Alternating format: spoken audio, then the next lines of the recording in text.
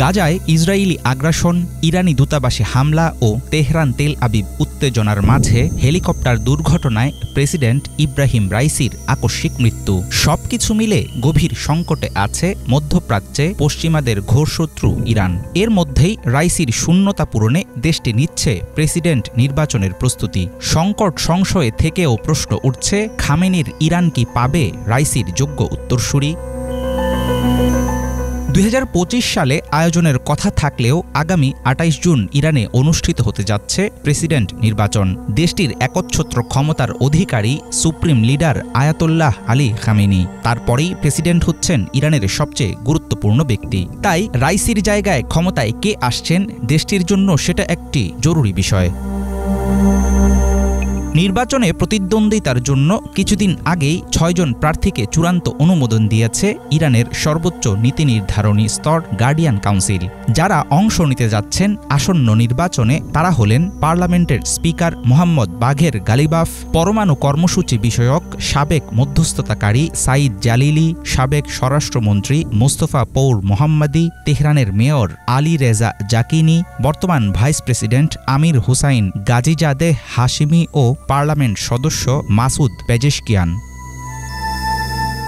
ইরানে প্রেসিডেন্ট পদপ্রার্থী হতে নির্ধারিত যোগ্যতার কোনো মাপকাঠি নেই। খামেনির প্রতি আনুগত্যই এখানে রাখে মূল ভূমিকা। প্রতিবারের মতো এবারও নির্বাচনে অংশগ্রহণে আগ্রহীদের বেশিরভাগের আবেদন প্রত্যাখ্যান করেছে দেশটির গার্ডিয়ান কাউন্সিল। বাদ পড়া প্রার্থীর সংখ্যা 74 জন। এদের মধ্যে আছেন প্রাক্তন প্রেসিডেন্ট মাহমুদ আহমাদিনেজাদ, সাবেক স্পিকার আলী লারিজানি ও প্রাক্তন ভাইস প্রেসিডেন্ট ইশাক জাহাঙ্গীরি।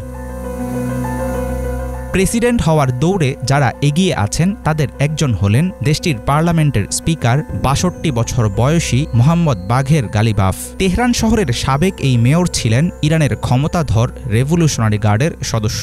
এছাড়া ভোটের ময়দানে সাইদ জালিলি আছেন তুলনামূলক সুবিধাজনক অবস্থানে। কট্টরপন্থী এই নেতার সাথে খামেনি ও রেভলিউশনারি গার্ডের রয়েছে গভীর সম্পর্ক।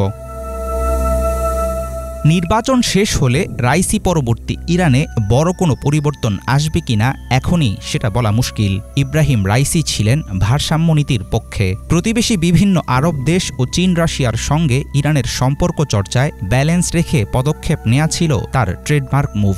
চরমপন্থী মনোভাবের কেউ প্রেসিডেন্ট পদে বসলে ইরানের জন্য বিষয়টা মঙ্গলজনক হবে কিনা সেটা নিয়ে আছে সংশয়ের অবকাশ।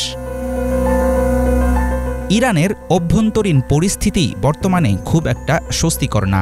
কঠোর হাতে বিরোধীদের দমন করা হলেও দেশটিতে জারি আছে সরকার বিরোধী আন্দোলন।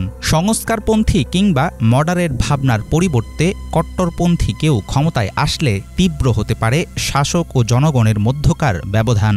আগামীতে বিশ্ব রাজনীতি ও অর্থনৈতিক সমৃদ্ধিতে ইরান কতটা দৃঢ় অবস্থানে যাবে সেটা অনেকাংশে নির্ভর করবে দেশটির নতুন প্রেসিডেন্টের উপর।